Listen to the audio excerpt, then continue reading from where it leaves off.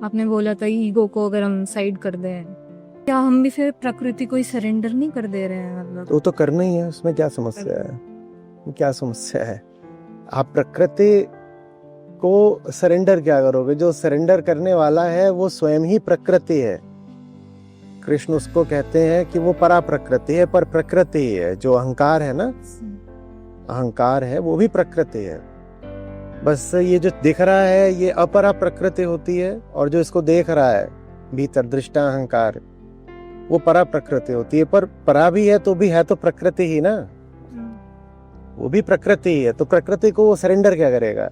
ये ऐसी सी बात है कि हम कहेंगे सागर की एक बूंद सागर को सरेंडर कर दे। सरेंडर का सवाल ही नहीं उठता, वो तो पहले से ही सरेंडर्ड है।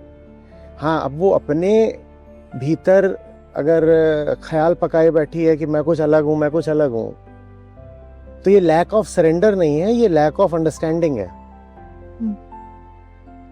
तो फिर जैसे कि छोटा सा एग्जांपल, ये फिर हम प्रकृति को फाइट क्यों करते हैं? हमारी बॉडी को अगर नींद आ रही है तो उस चीज को फिर क्यों फाइट क्यों करना है?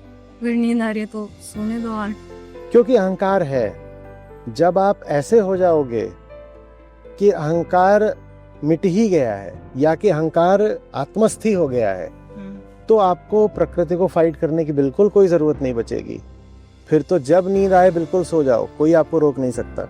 फिर आपको नींद आएगी ही तभी जब आनी चाहिए।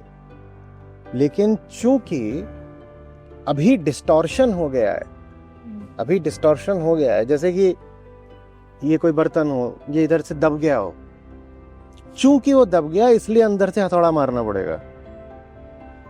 पर एक बार ये अपने सहज रूप में वापस आ जाए, उसके बाद आप थोड़ी से हथौड़ा मारोगे।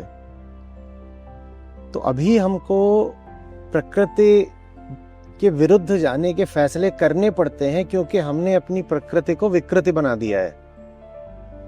तो फैसले सच पूछो तो हम प्रकृति के खिलाफ नहीं करते, वो अपनी विकृति के खिलाफ करते हैं। लेकिन जब विकृति हट जाएगी तो आप पूरी तरह प्रकृतिस्थ हो। उसके बाद जिधर जाओ उधर ही ठीक है।